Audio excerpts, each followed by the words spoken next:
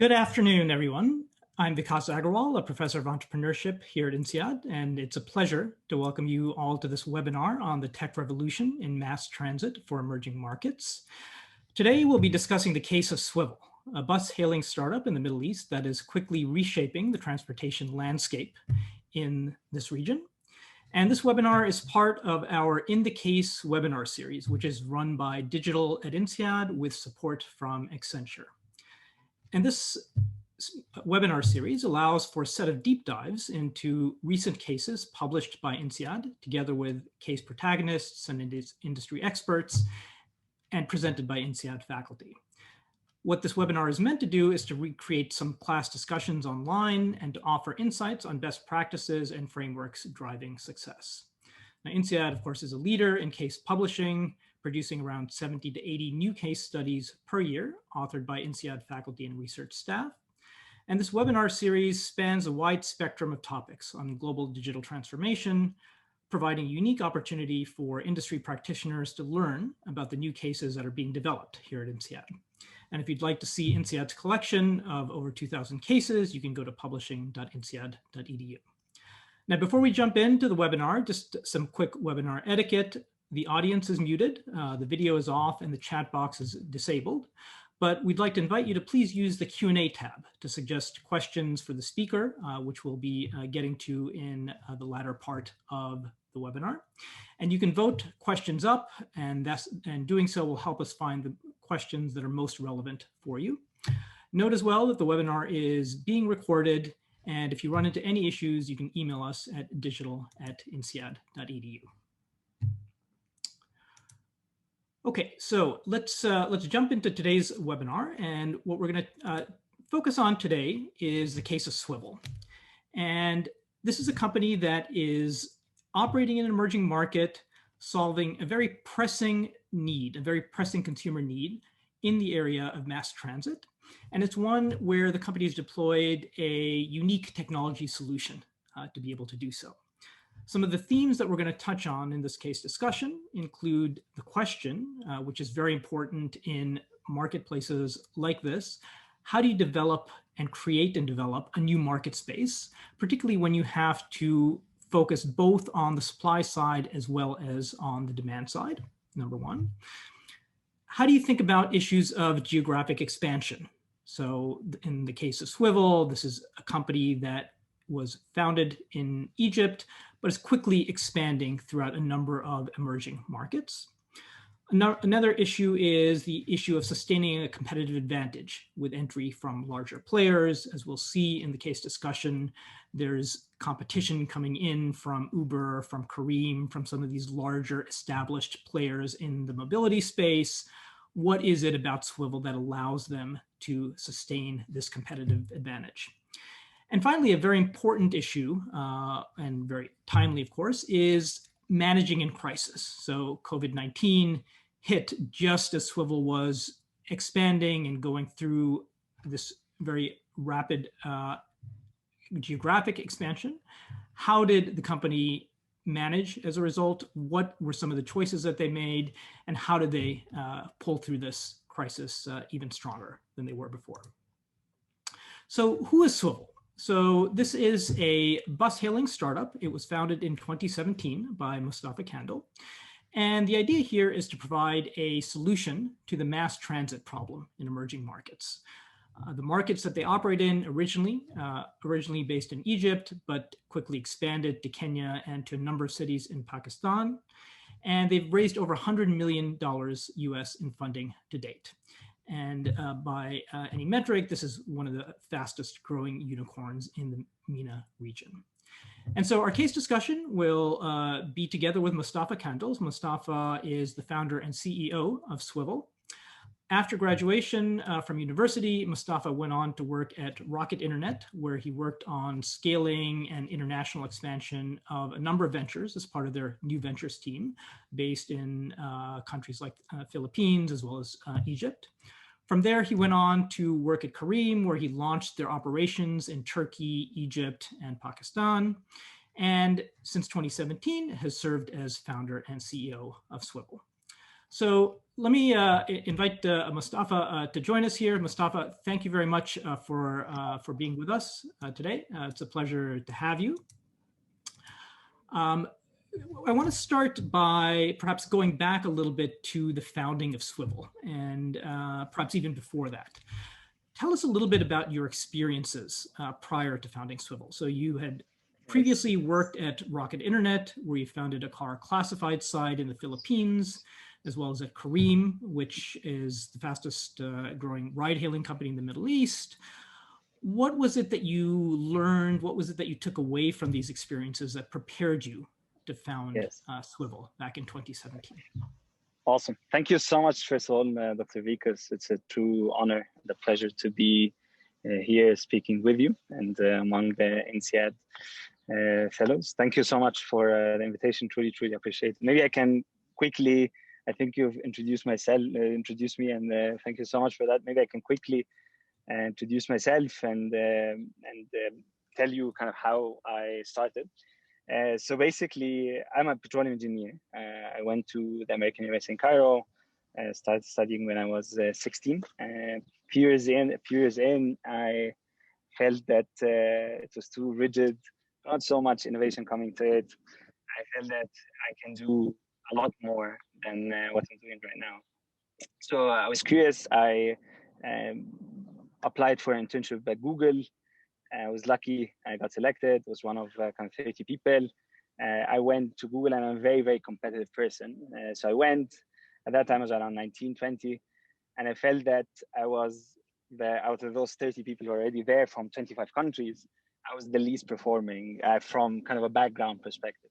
And I started to feel like very insecure that my competition is not everyone around me. My competition is actually global. Right? There are people who are my age, who's done so much more than I've done. How can I catch up? So I went back to Egypt, continuing my studies, and I felt that I don't want to do petroleum engineering anymore. I continued with it, but I felt that this is not kind of my passion. And at this time, there was this very, very cool company called Rocket Internet. And what Rocket Internet offers you, they don't offer you the best money. They don't offer you anything that's so much. They offer you only one thing, which is the opportunity to manage and scale a company anywhere around the world. And they used to do this through a very young, very motivated, very smart and capable team they call them the Global Venture Development Managers, which is the team that basically manages different rocket ventures globally, launches them, scales them, competes, etc., etc. So I joined Rocket, joined one of their car classifieds ventures of theirs. Was one of the team that was basically kind of managing it. We grew it in 6 months. It became the second biggest car classifieds company in the Philippines. Then Rocket acquired a food delivery company in Egypt. Bo joined this company with Rocket to restructure it, make it more efficient, integrate it within the rest of the Rocket platform. And then joined Careem. Was part of back in 2016, right before they became a $1 billion company. Was part of Careem's expansion team. So expanded Careem to Turkey, to Pakistan, to Egypt, few cities. In 6 months, we launched 8 cities, which back then was around 1/4, 1/5 of the entire footprint. At that time, I was 24.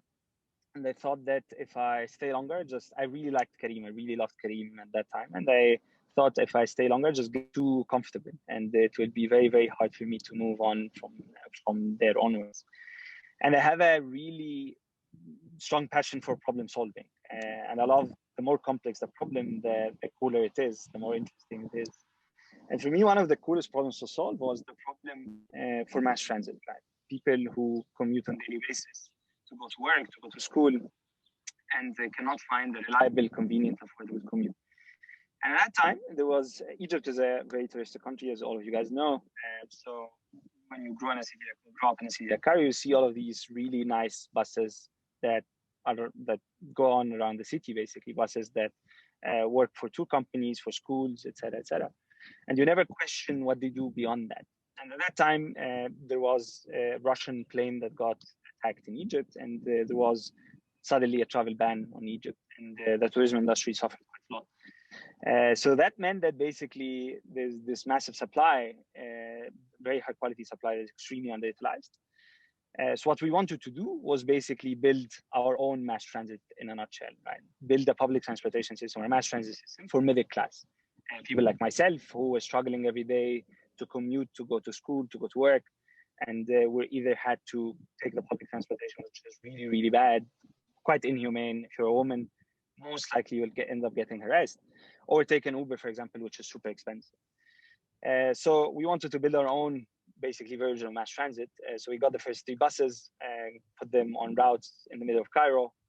And we now basically fast forward, it's been 4 years, 3 million years minus COVID. We've grown to 700 people in 6 countries, doing millions of trips every month. Great. So let's maybe do a little bit of a deep dive into the problem that Swvl solves. I think you touched on this a little bit, but the problem is essentially affordable mass transportation. Now, can you talk a little bit about how you came to realize that there was actually an opportunity in solving this mass transportation problem? What was it? When did that light bulb go on? And what was your original hypothesis about this market?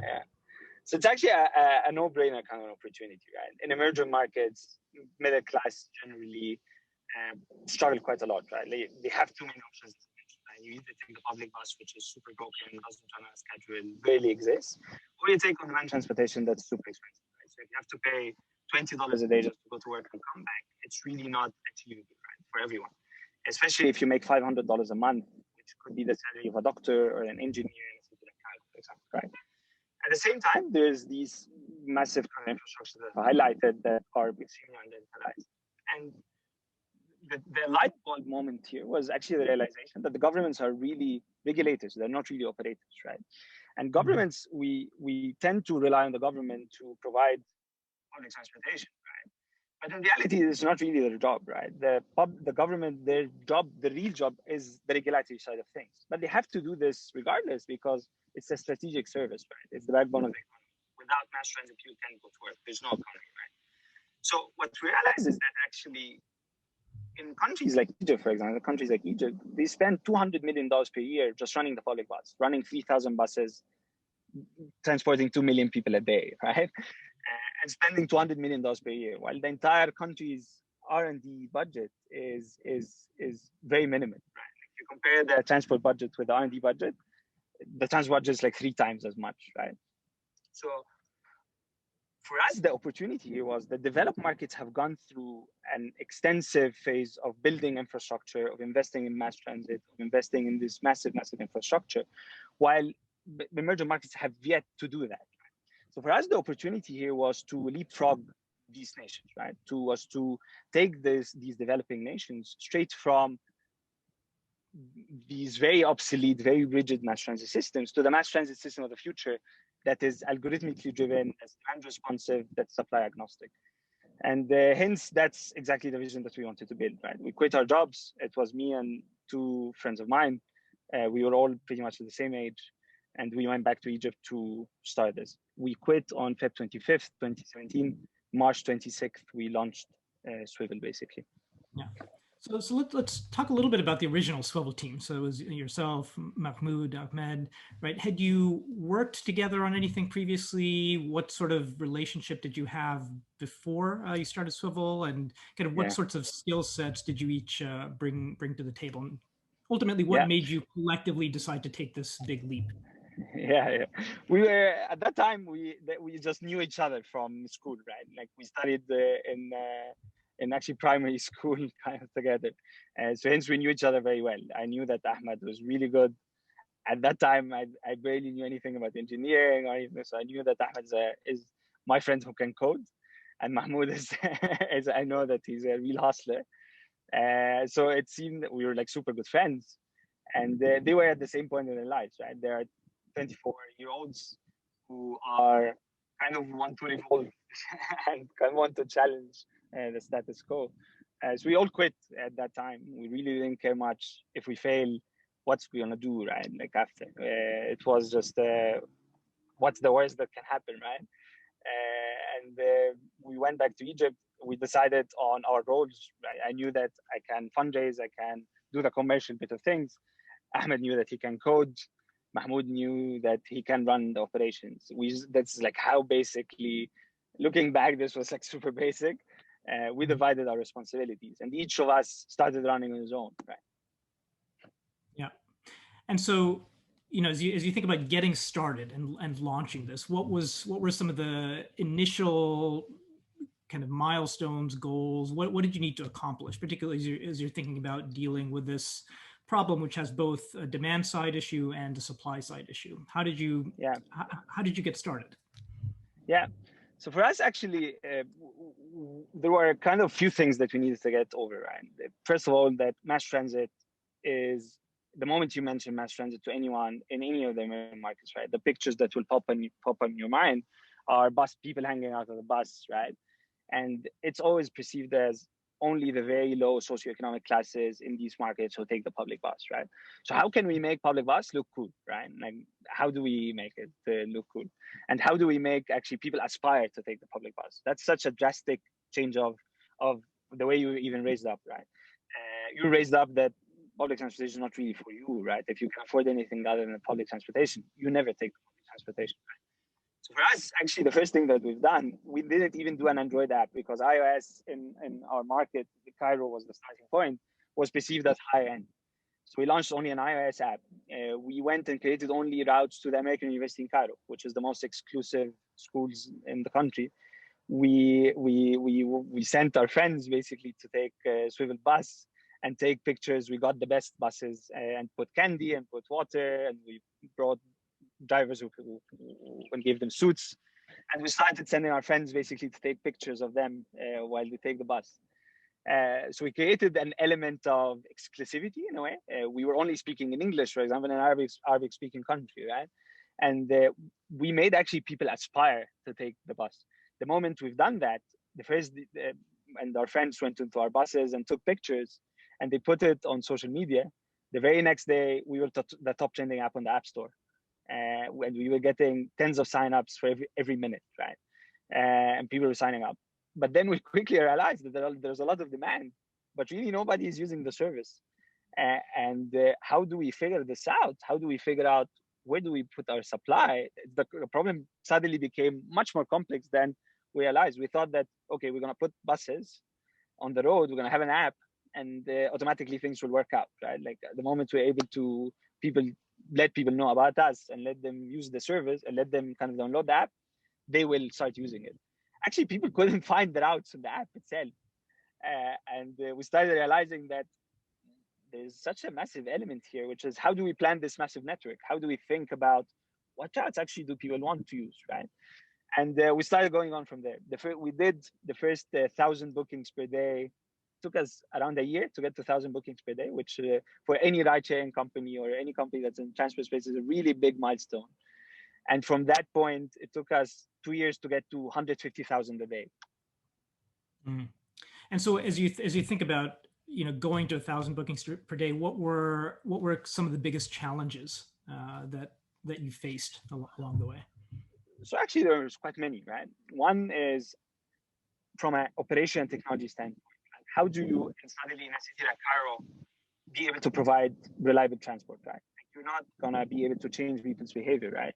And you're not like on demand like an Uber, for example. If you order an Uber now, it tells you 5 minutes and you're waiting at the office, and it comes in 10 minutes, you wouldn't even notice, right? You're sitting in a room, there's AC, you wouldn't even notice, right? But you're in the street and it's 40 degrees and it tells you 5 minutes and it comes after 7 minutes, you will notice, like for sure. Even if it comes early and there are people in the bus and they have to wait in the station to pick someone up and they're late to work, it's a big problem. And you're giving a promise here. You're giving a promise to an end user who's waiting on the street for you, right? So how do you suddenly be able to deliver on a promise of reliability in cities that are by definition are extremely unreliable and extremely unpredictable? This became a massive technological challenge. How do you even from that? So that was one. How do we give a promise? How do we start a network, right? We started realizing that we started being able to get buses on the road, right?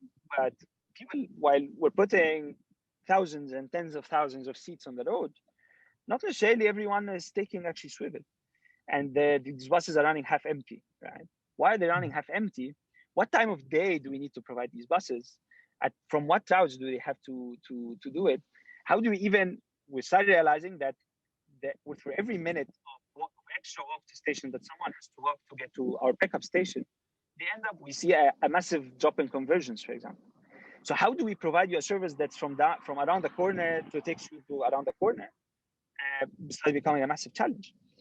Then the third challenge was our price.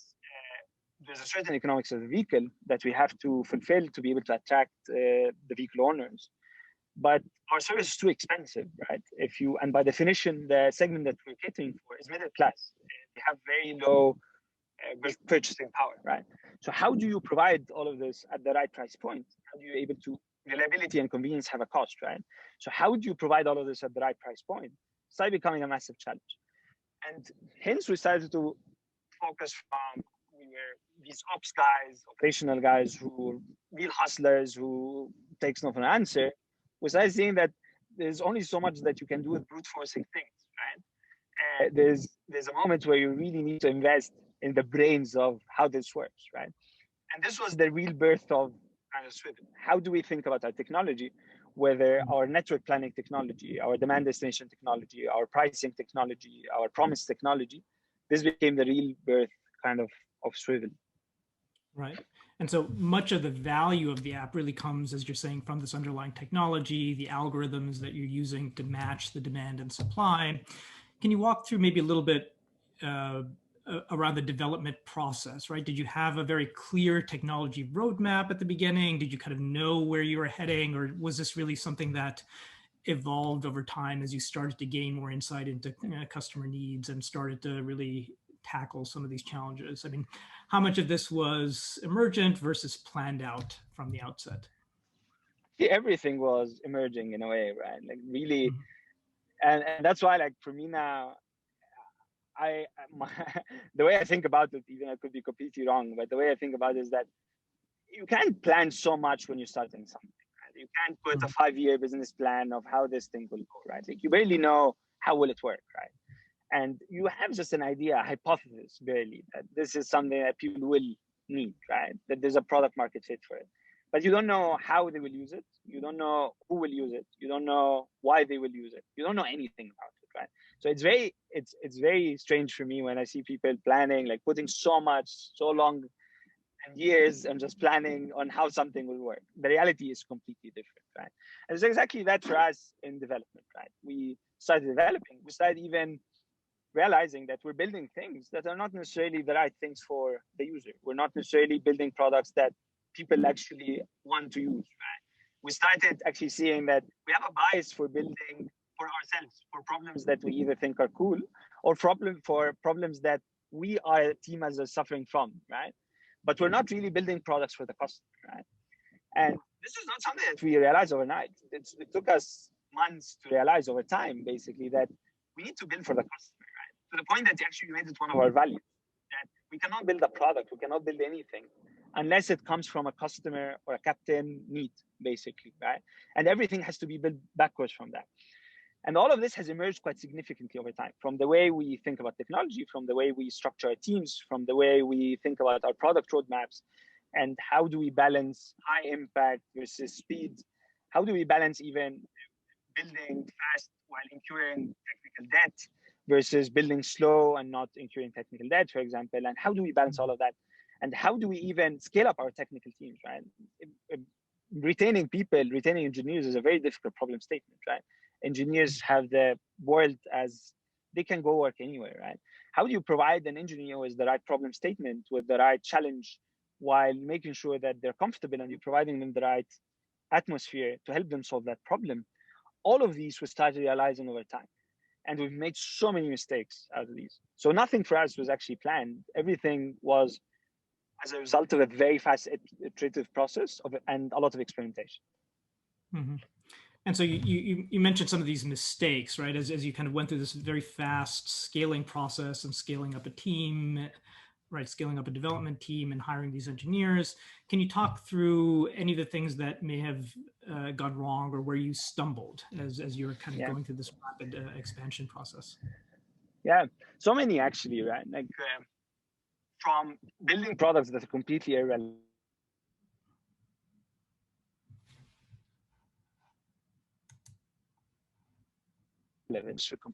to building to building to actually pushing our teams so hard to a point where we're not able to provide them with the right work-life balance, for example. That, while a mix of frustration, for example, of building products that not necessarily see the light because of bad planning or because of we didn't really prioritize the right things, or we didn't really think about the customer when building the products. All of this resulted in massive kind of delays, massive organizational problems that we have to run through. But all of these were massive learning opportunities for us. We started thinking about how do we make sure that our teams are building the right products? How do we build teams that are responsible just for identifying and solving problems and giving the space for our engineers to tell us how to build this in the most right way possible, right?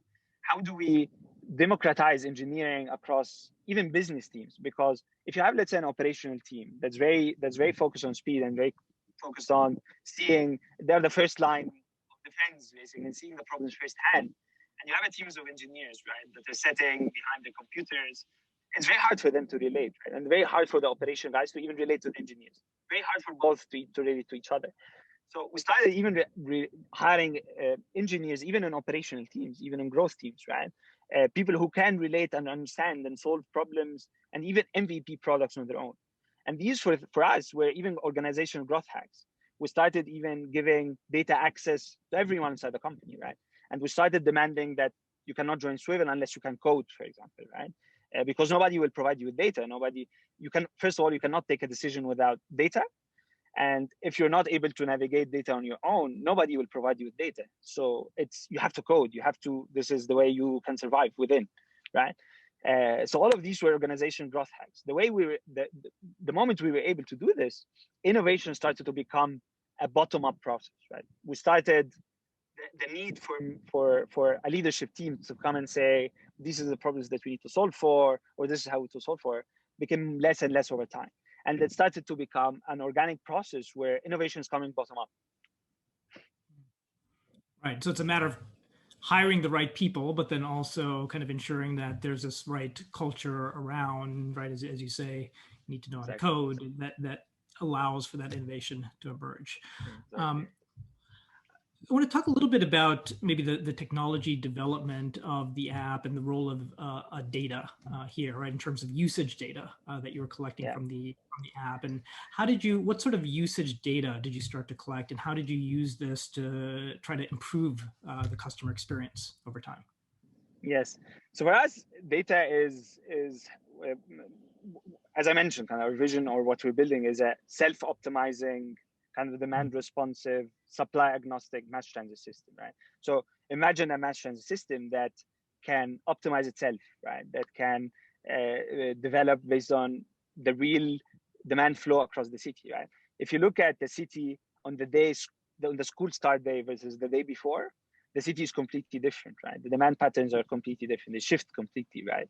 There are suddenly more demand in some areas and less demand in others. If you look at the summer, for example, the demand completely shifts, right? If you look at Christmas, there's so many seasonalities, there's so many things. The cities are so dynamic, so changing every day that the mass transit systems as we know them are very rigid to be able to cope for, right? So what we wanted to build is the self-optimizing mass transit system. And how can it be self-optimizing? It can only optimize itself if it has the right data and the right acumen that it can shape itself every day, right? So we started collecting search data, for example, and the search data, we started realizing from the search data, where do people on our platform want to go from to? But this was not really enough, because beyond our platform, like there's a rule of thumb where demand follows supply, right?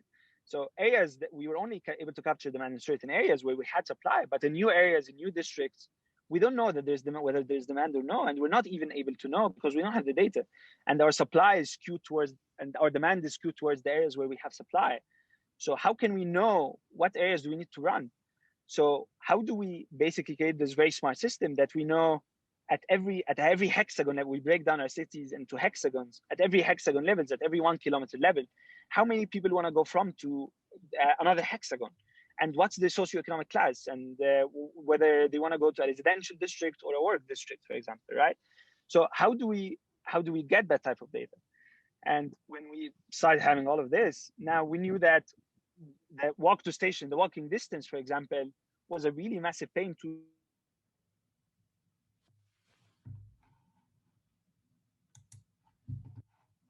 itself, and can optimize time based where the demand is going to be, and develop a much smarter routing algorithm that can route the vehicle real time based on where demand is going to be, right? And then we started realizing that we are charging customers either way too much or way too less, and while we're running our buses half empty, right? So we started thinking about, we know that now where a user want to go from to, what's the type of these districts, whether they're high value districts or low value districts, what's the type of phone that the user is using, where he works, where he not, how far is he living from a station, what's his likelihood to stay on the platform, what's his frequency, recency to use the service, what's his monetary value, what's his value to us. And we started pricing accordingly to make sure that we're maximizing the conversion of this user and we're not leaving so much money on the table, right? And whenever we have low demand or we're going to run an empty bus anyway, how do we make sure that we run it at such a low price to maximize the conversions, right? And when there's so much demand, how do we increase price to maximize revenue, right? So all of these data points, we started to realize, and every data point is a gold mine, right? Knowing people want to go from to, knowing at what time people want to go from to, knowing what price point they want to pay and they can pay, and using all of this data to build and tailor the service accordingly. That's what we've done. Mm-hmm. Yeah. I want to talk a little bit about your investors. Kareem had invested early on in 2017, and then you raised a Series A in 2018. What were some of the major milestones that the investors were looking for you, looking to you to hit in these early rounds of funding, and what was that relationship like? What did you kind of look to your investors for guidance, mentorship, right? What role did they play in the development? Yeah. So at that time, everyone was looking for growth, right? So how do you, and we were able to deliver on that very, very well, right? First year on year, we grew 30x. Second year we've grown 10x, right? And third year in year, it was COVID, unfortunately, but we were going to grow 4 or 5x from that as well. So it was all about how can we find the right product market fit? How can we quickly scale up such a product and be able to benefit from these massive network effects that comes with it? And how can we lock any potential competition coming from it? Right?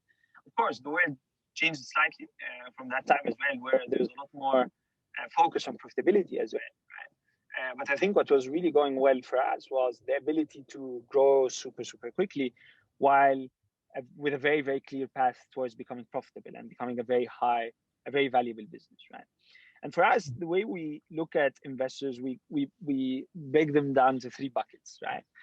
There are the A+ investors who are absolutely amazing, who help you all the way and everything you need, but they're only there when you want them, right? Which is very, very important here, right?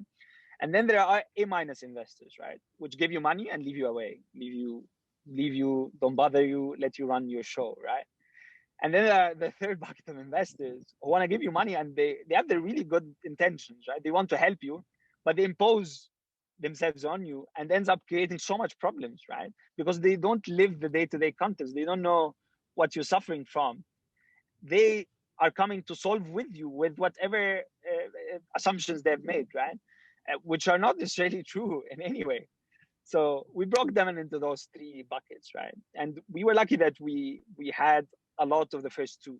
We had very, very few of the latter, and we managed to structure our investors even into teams, right? Where we got our champion within our investor base, and we've managed to, and we've made it a way, and we worked with them to basically, so they can become the interface with us and this massive base of shareholders, right? So we can focus on growing the business.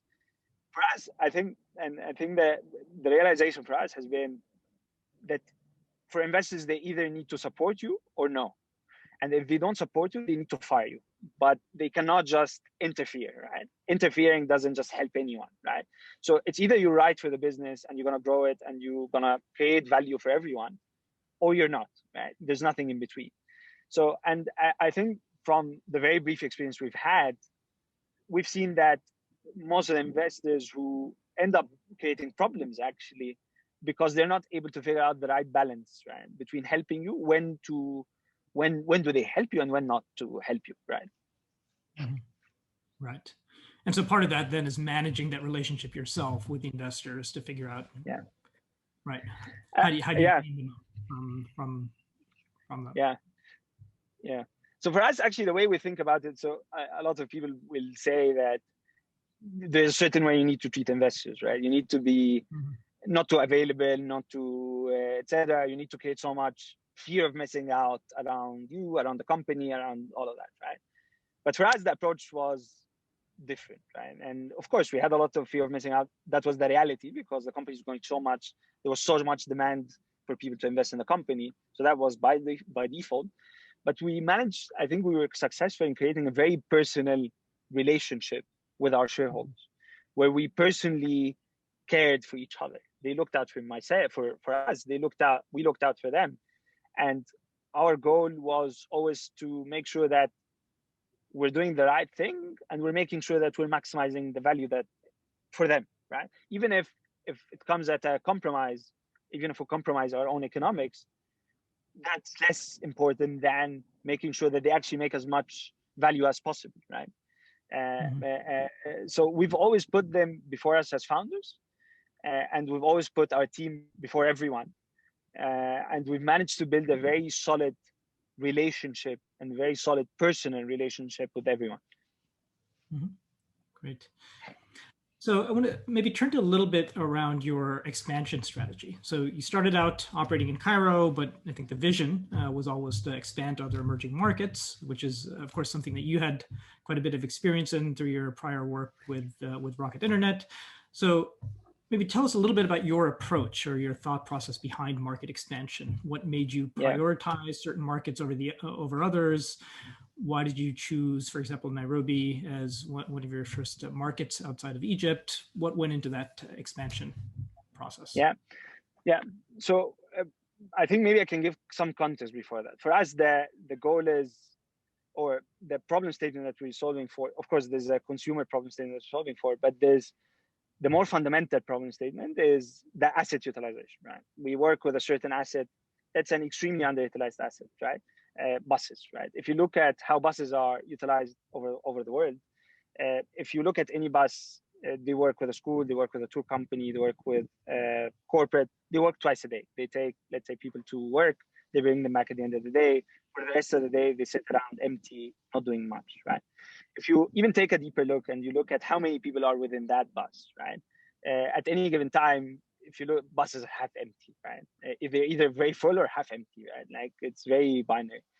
And if you look at even how many people within that bus take the entire journey, and how many people get picked up midway and get dropped off midway, and you multiply all of these factors together, you will come up with an asset that's at best 8% utilized, right? So for us, we realize that the more we're able to utilize that asset, the more the drivers or the vehicle owner can make more money, the less we need to pay them on a cost per seat basis because they have no opportunity cost, basically.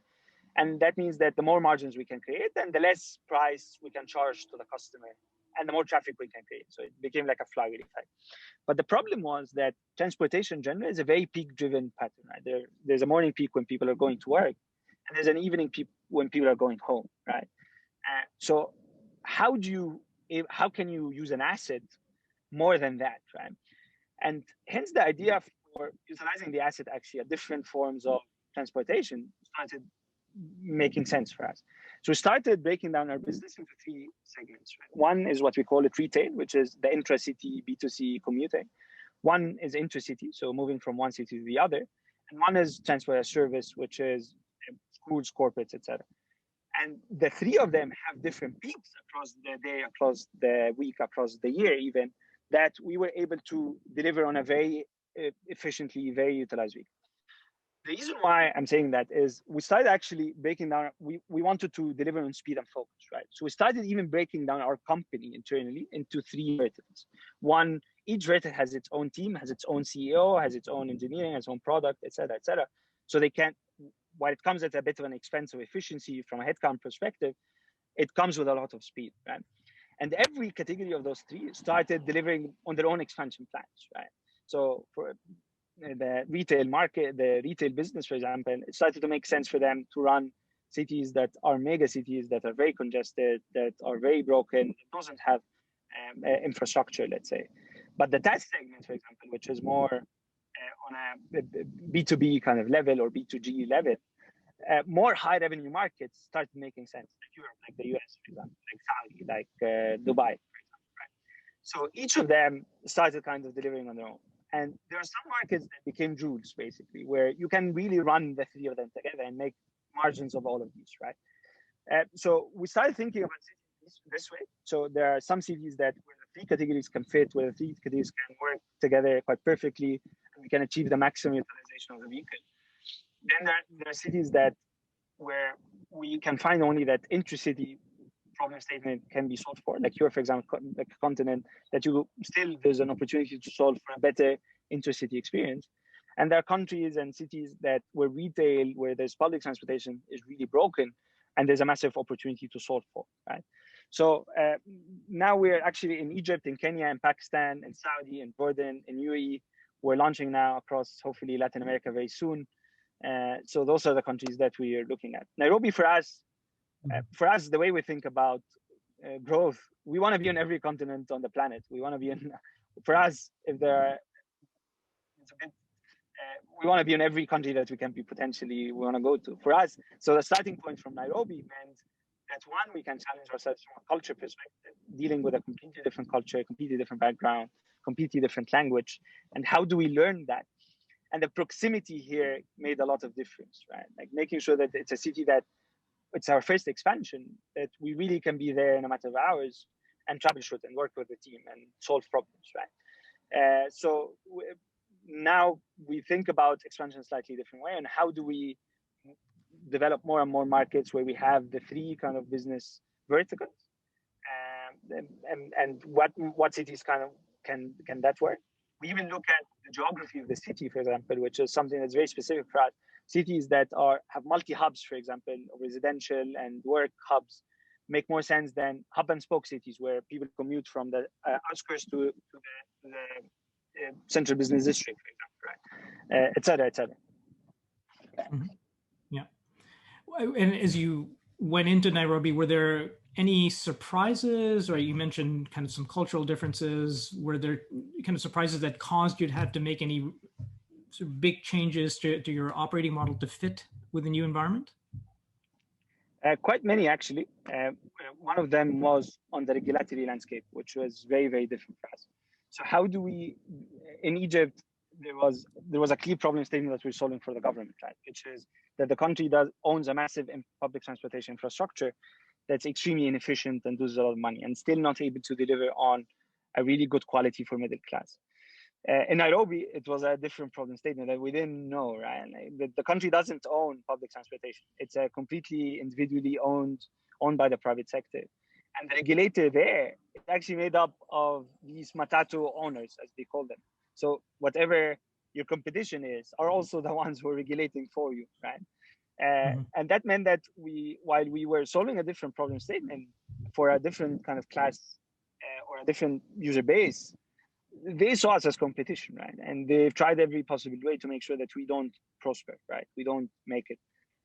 So for us, navigating that, being able to manage and work with them and include them and help them kind of develop as well, work with the policymakers and help them while they don't really care from a public transportation standpoint, they're not really spending money. There was a massive angle from a tax standpoint that all of this infrastructure, all of this massive business is running and it's not taxed, it's completely cash based.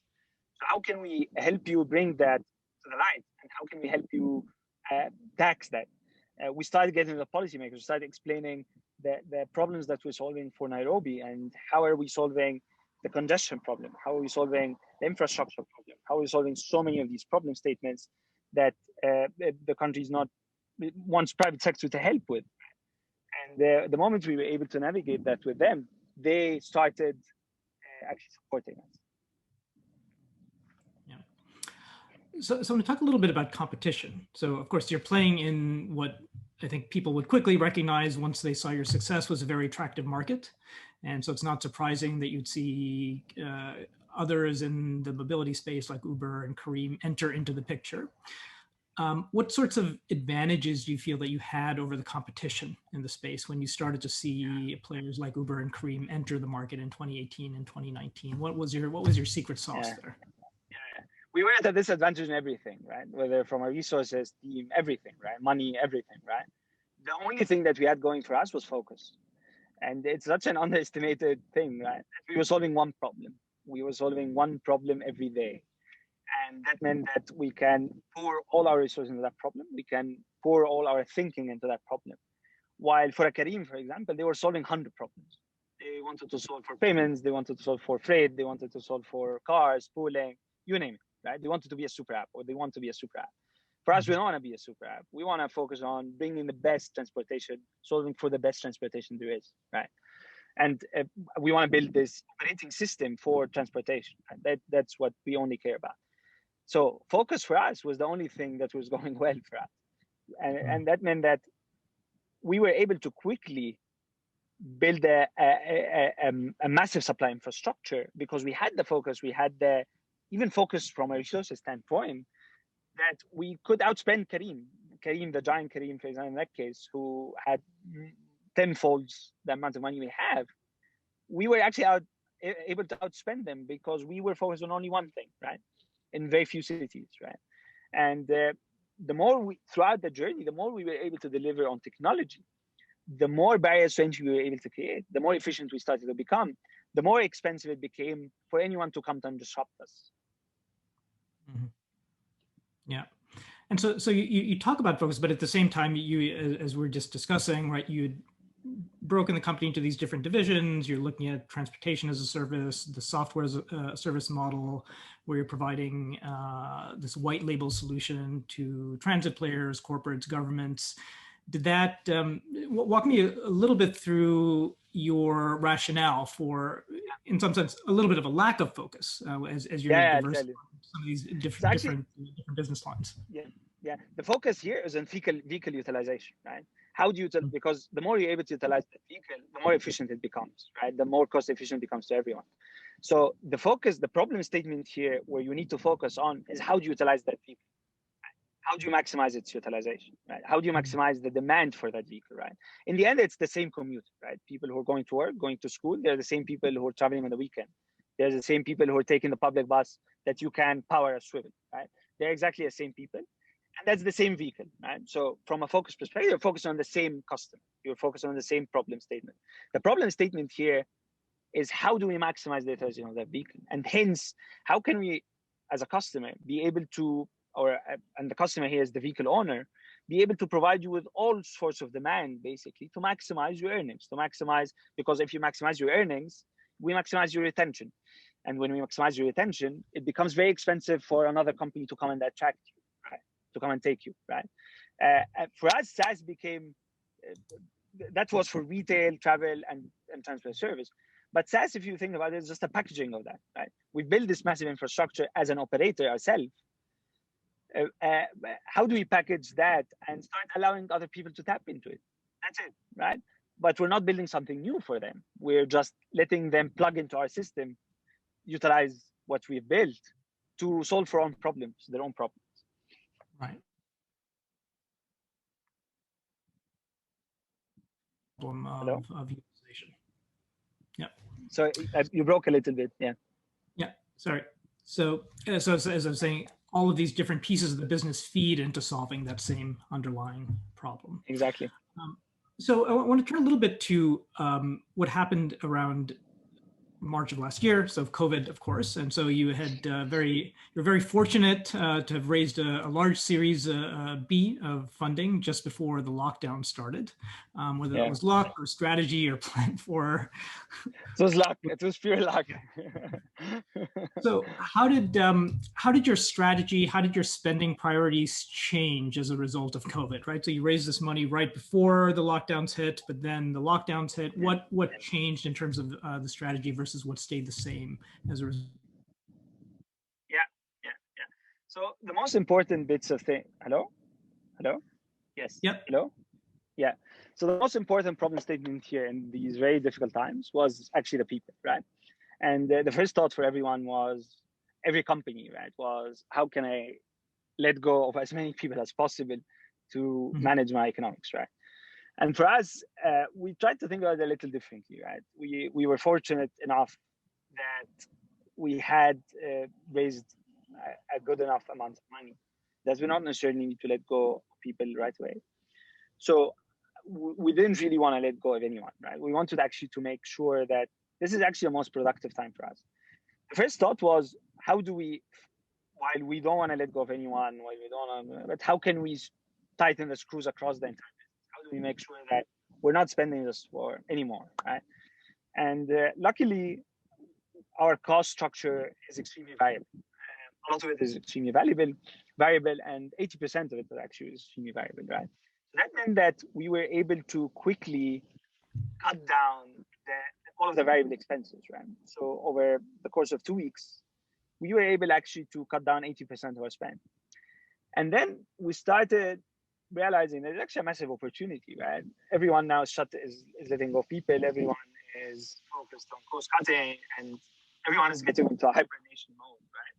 But for us, we have this insanely good team of very highly skilled people, right? That are, all of them are problem solvers. All of them can code, right? And we have no shortage of problems, right? We have hundreds of problem statements that, because we were growing so quickly, we were not able to solve for. So how do we think about, how do we put down every problem statement across the company?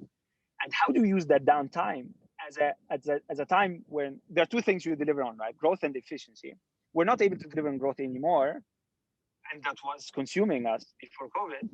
Now we have only efficiency, right? And when we bounce back, this is the thing that we need the most, right? So we started actually putting down every problem statement we had inside the company, hundreds of problems, right? And we started creating these squads, right? 4-member teams, 5-member teams across Egypt, Kenya, Pakistan, UAE. All of them are very strong problem solvers, right? And we started giving them these problem statements, right? And we started asking each squad to come up with a plan on how they can solve these problem statements in the next 3 months. So we basically focused on that for the 3 months of COVID, and then we started our recovery. And the result of that was actually we turned up to be a net margin profitable company post-COVID. We've cut down, we're now pretty much at the same scale of pre-COVID and spending 50% of what we used to spend without letting go of anyone. That's, while everyone was firing people, we were actually doubling down on hiring more engineers and more product teams and focused on scaling our product. We tripled our product team and engineering team throughout COVID, actually. Mm-hmm. Right. And so as you think about some of the key investments that you made into your technology platform, what sorts of areas are you investing in from a technology perspective to make sure that you come out more efficient and better post-COVID? Yeah. The key piece of technology for us and the key differentiator is the marketplace technology, right? How do we estimate demand? How do we create networks? What bus do we put where, at what time, for what station? How do we create a self-optimizing matching system? How do we price the right price, et cetera, et cetera? So our investments were primarily going towards our marketplace technology. How do we perfect all of these pieces? How do we make all of these pieces type together in a much stronger way than we used to? Okay. And as you look beyond COVID at this point, what's next for the company, right? Market expansion, new business lines, technology solutions, all of the above. What the vision is going forward? Conquering the world, in a way. We want to be on every continent on the planet. I think now we're a stronger than ever company. We have the resources, we have the teams, we have the right problem statement. It's a goldmine problem statement. How can we solve this problem everywhere we can, right? And that's what everyone is focused on now. How can we bring Swvl to the world? How can we make Swvl a global household brand name? Great. So I want to turn to some of the questions on the Q&A. So Ivan more or less asks, considering the importance of transportation in the economy of the middle class, have you considered providing fintech services? For example, helping the driver finance the bus, providing a token for the passenger that's also used in other daily purchases. So is this an area that you've looked into? Yeah. So for us, as I mentioned, like focus is a very key thing, right? And we want to make sure that we're the operating system of transport, right? You're either on a Swvl or on a ride powered by Swvl, whether it's a government ride, right? We want to provide that, right? So for us, we want to solve that problem statement for a commuter, someone who's going to work, going to school, going to his hometown on the weekend. That's the problem statement we want to solve for. Everything else for us, we see as distraction. And hence we want to solve for that problem statement. How do we maximize vehicle utilization? And with that, give the best experience to whether the drivers or the customers. Mm-hmm. And do you think that problem statement, as you start to think about different emerging markets or different markets more generally that you go into, that problem statement will always be the same? I mean, are there markets that you would avoid because that problem is less of an issue in some markets? Yeah, I think every market comes with its own problem statements, right? Like, and whether in emerging markets where mass transit from the get-go is very broken, or whether in Europe, for example, where you can provide an enhancement to the existing infrastructure and make public transportation a lot more efficient, or a lot more corner to corner, or a lot more, or even intercity transport. Right? Everywhere you would go, there's still, luckily, public transportation is not really a cracked problem, right? Even if it is, even if you are sitting in Germany or France or Singapore, and you're enjoying an amazing public transportation, it comes with a huge expense to the country, right? And very rarely that these metro systems, these infrastructures actually make money, right? So how do we either work with governments to optimize their public transit systems, or how do we directly solve the problem ourselves whenever we see an opportunity? That's what we want to solve for. Mm-hmm. And as the organization continues to grow, right, and continues to scale, and you address these new markets, how do you think about the way in which you organize the company? Do you see yourself organizing around country lines or having more of a centralized structure? What does the growth of the organization look like going forward? So we are looking more at the category structure, right? And we see that this is what fits us the most, right? Building around the same vehicle, the same platform, but having different business lines that deliver for the user from different angles, right? Whether intracity, intercity, or transport as a service. Mm-hmm. Yeah. So maybe just to turn to a couple more questions on the Q&A. Could you describe a little bit more around your business model, asset light, revenue management, right? The initial business model that you use. And how did some of those choices affect the funding profile and the funding that you had early on? Yeah. So it's a completely asset-light business. The way we work, we don't revenue share. We pay a certain amount per vehicle per month, per ride, basically. And based on that, we utilize the vehicle to its maximum potential to maximize our margin. And this achieves two things, right? One is our ability to have very strong control over profitability, because let's say a driver does 6 rides a day, one of them is not profitable, we can cut that tomorrow, right? We don't really need to survive that. And the second thing provides us an opportunity to increase margins quite significantly, right? And really no cap on margin. And the more we're able to utilize the vehicle, the more we're able to make more money out of it. So higher margins with more control over profitability. Okay, fantastic. Well, Mostafa, I think we're very quickly closing out on the time that we have with this webinar. But I just want to thank you very much for taking the time. It's been a fascinating discussion, learning both about how you first approached addressing this technology solution for a really important problem in an emerging market, thinking about issues of scaling, thinking about dealing with this crisis of COVID-19 and how you got through that. And I think we're all very much looking forward to seeing what's next, and we're all wishing Swvl continued great success in addressing all these challenges in different parts of the world. So thank you very much. Thank you so much, Dr. Vikas, and thank you so much for the invite, and thank you everyone who attended this. Thank you so much. Really grateful. Thanks. Take care. Take care. Bye. Take care.